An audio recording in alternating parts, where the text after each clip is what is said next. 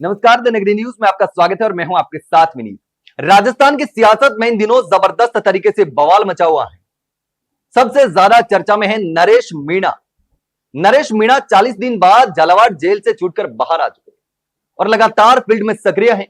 लेकिन इसी बीच अब उन्होंने जयपुर के शहीद स्मारक पर डेरा डाल दिया है और मामला वही है जिसको लेकर झालावाड़ जेल में नरेश मीणा गए थे और 40 दिन जेल काटनी पड़ी। वही मामला है और उसी मामले को लेकर के जो झालावाड़ हादसे में जिन 7 मासूम बच्चों की जान चली गई थी, उनके परिजनों के साथ में नरेश मीणा शहीद स्मारक पर बैठे हैं। लेकिन सबसे चौंकाने वाली बात यहां पर यह है कि शहीद स्मारक पर नरेश मीणा के साथ में बकरियां भी हैं। शहीद स्मारक पर जनरल आप देखते हैं कि धरने पे लोग बैठते हैं, लेकिन अब सियासत में बकरियों ने एंट्री मार ली है। आपको यह हैरान कर सकती है बातें, लेकिन यह सच है। दरअसल झालावाड़ मामले में जिन 7 मासूम बच्चों की जान चली गई थी, उनके परिजनों को भजनलाल सरकार ने बकरियां दी है। जी हां, बकरियां। जिस तरीके से लगातार जब यह हादसा हुआ था तब झालावाड़ में प्रदर्शन हुआ था, धरना हुआ था, कई लोगों ने धरना दिया था। लेकिन नरेश मीणा अपनी जन आक्रोश यात्रा को बीच में छोड़ करके झालावाड़ पहुंचते हैं और अपनी मांग उठाते हैं। लेकिन वहां से नरेश मीणा को शांति भंग के मामले में गिरफ्तार कर लिया जाता है और उसके दूसरे दिन नरेश मीणा पर अस्पताल प्रशासन के द्वारा एफआईआर करवा दी जाती है और एफआईआर करवाने के बाद में नरेश मीणा को जेल में डाल दिया जाता है और 40 दिन तक जेल काटनी पड़ती है। अब बाहर आ चुके हैं तो अब नरेश मीणा शहीद स्मारक पर डटे हुए हैं और नरेश मीणा ने साफ तौर पर अब सरकार को खुली चेतावनी दे दी है और एक बड़ा फैसला कर लिया है। बड़ा फैसला यह है कि नरेश मीणा ने अन्न जल का त्याग कर दिया है, अब खाना पीना छोड़ दिया है। नरेश मीणा ने साफ तौर पर कहा कि जब तक इन परिवारों को न्याय नहीं मिलेगा तब तक मैं अन्न जल ग्रहण नहीं करूंगा।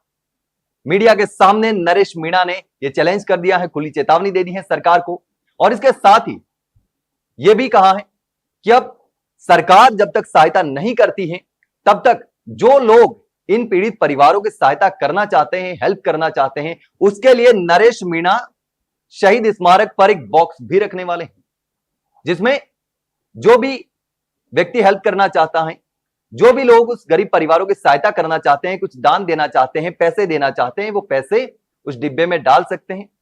और भी तरीके होंगे, जिस तरीके से कोई ऑनलाइन शेयर करना चाहता है तो उसके लिए भी सुविधा होगी।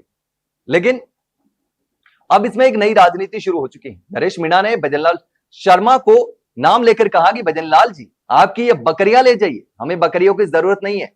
आदिवासी और गरीबों को शिक्षा चाहिए, रोजगार चाहिए, न्याय चाहिए, हमें बकरियां नहीं चाहिए। लेकिन अब देखना होगा कि आखिर इन 7 मासूम बच्चों के परिजनों को न्याय मिलता है या नहीं मिलता, क्योंकि नरेश मीणा ने साफ तौर पर यह मांग उठाई थी कि इन पीड़ित परिवारों को कम से कम 1 करोड़ रुपए मिलना चाहिए, जिस तरीके से दूसरे हादसों में मिला है।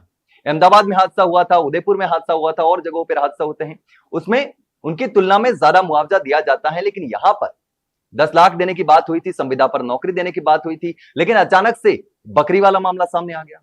तो अब नरेश मीणा का यही कहना था कि कम से कम मृतक के परिजनों को 1 करोड़ रुपए की सहायता राशि मिलनी चाहिए और घायल बच्चों के परिजनों को कम से कम 50 लाख रुपए मिलने चाहिए। यही मांग राजकुमार रोत ने उठाई थी कि मृतक के परिजनों को कम से कम 1 करोड़ रुपए की सहायता राशि मिलनी चाहिए और घायल बच्चों के परिजनों को कम से कम 50 लाख रुपए मिलने चाहिए। इसी को लेकर झालावाड़ में 2 बार राजकुमार रोत न्याय पंचायत कर चुके हैं और अब भी लगातार सरकार से न्याय की मांग कर रहे हैं। लेकिन अब नरेश मीणा ने भी तमाम नेताओं को बोला है कि शहीद स्मारक पर आइए और इन गरीब परिवारों के लिए, 7 मासूम बच्चों के लिए न्याय की मांग करिए। हनुमान बेनीवाल को तो प्रेस कॉन्फ्रेंस करते हुए बीच प्रेस कॉन्फ्रेंस में फोन लगा दिया और कहा कि हमें आपसे न्याय की उम्मीद है, आप हमारा साथ देंगे। सचिन पायलट को भी फोन लगा दिया, उनको भी कहा कि आप शहीद स्मारक पर आइए और इन 7 मासूम बच्चों के साथ न्याय की जो लड़ाई लड़ी जा रही है उसमें साथ दीजिए, सहयोग कीजिए। लेकिन अब देखना होगा, भारत आदिवासी पार्टी के विधायकों से पहले ही नरेश मीणा मिले थे, जिसकी तस्वीर भी हमने आपको दिखाई थी। लेकिन अब आपसे सवाल है कि जिस तरीके से झालावाड़ में यह मामला हुआ उसको लेकर के आप क्या सोचते हैं? अब नरेश मीणा ने साफ तौर पर सरकार को जो चेतावनी दे दी है उसको लेकर के आप क्या सोचते हैं? और पहली बार भजनलाल शर्मा के जो बयान है वो कई बार वायरल होते हैं, लेकिन पहली बार यह मुद्दा राजनीति में जबरदस्त तरीके से उठने वाला है, बवाल मचने वाला, बकरियां वाला मुद्दा। तो जिस तरीके से इन परिवारों को सरकार ने बकरियां दी हैं उसको लेकर के आप क्या सोचते हैं? और अब नरेश मीणा डट गए हैं शहीद स्मारक पर कि जब तक न्याय नहीं मिलेगा जब तक रुकने वाले नहीं है, उठने वाले नहीं है। और अन्न जल का त्याग कर दिया है। ये सबसे बड़ी बात है। इसके साथ ही एक खास बात यह है कि नरेश मीणा ने मौन व्रत धारण कर दिया है।